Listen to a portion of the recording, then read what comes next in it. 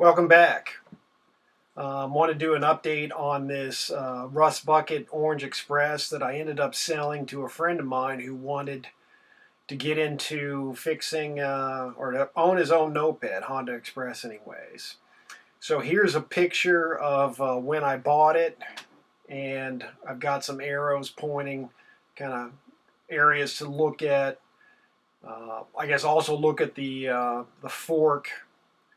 You can kind of see the rust there, but I pointed to the fender stay, the handlebars, and the rear shock. And you can also see the rust on the kickstart mechanism. And you can kind of see the rust on the spokes and rims. So yeah, this was the basket case Rust Bucket Express that I got running. And my buddy, the timing worked out where he wanted it, so it's his and he's working on it. So here it is at his place, and you can see he's got the rust off the rear shock and repainted that, and looks pretty good. Still the rims are rusty, but we'll get there. And then this, you can see he's done some work on the fender stays.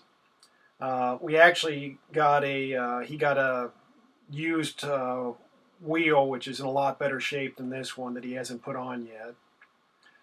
And he started working on the handlebars. They're pretty well pitted. He may just get a different set of handlebars, but still looks a lot better than it did. Another shot of the handlebars from the other side. He also got ignition cylinder with keys. The previous owner had broken off the ignition cylinder because he didn't have a key.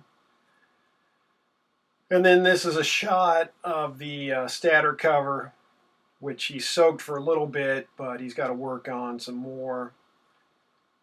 But I guess that'll be a future update. And then he repainted the rack.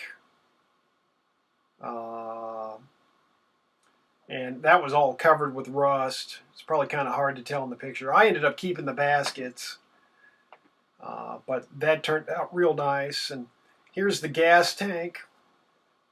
I'm not sure why he painted the oil cap, but oh well. And then that's the rear fender stay and the gas cap. The gas cap was completely rusty on the top.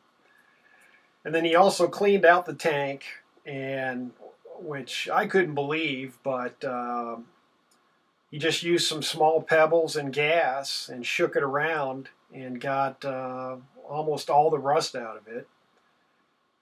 And okay, it's kind of funny how this did this, but anyhow, eventually you'll see the inside of the tank, at least the best we could get it. And that tank was a mess, and he got it pretty darn clean. So heck of a job there. So some of you have been asking about the progress of this Orange Express. It's no longer in my ownership or possession, but there you go. And this is an engine off a different Express. This is that engine I picked up, and the arrows point to what was one of the things that was missing on it. If you watch my other video, the starter arm, I believe that's called, and the spring, you can kind of see the spring reaching around the back end near that arrow on the right. And after you install it, you want to engage it to the point where it lines up with that punch mark, so you can put some tension on the whole system when you go to reinstall that half to the other half.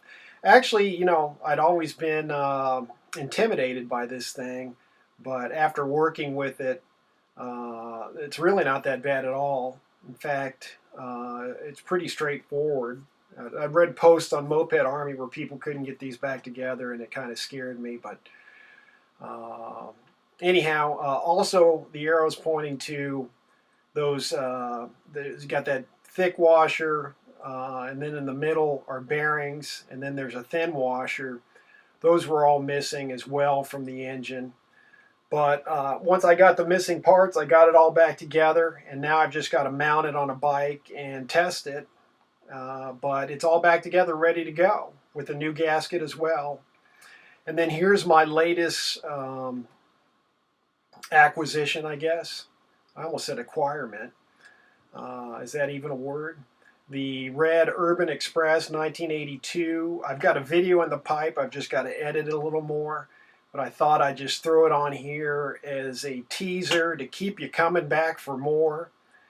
Thanks to Craig up in Northeast Ohio who passed this on to me. Anyhow, we'll be checking in soon.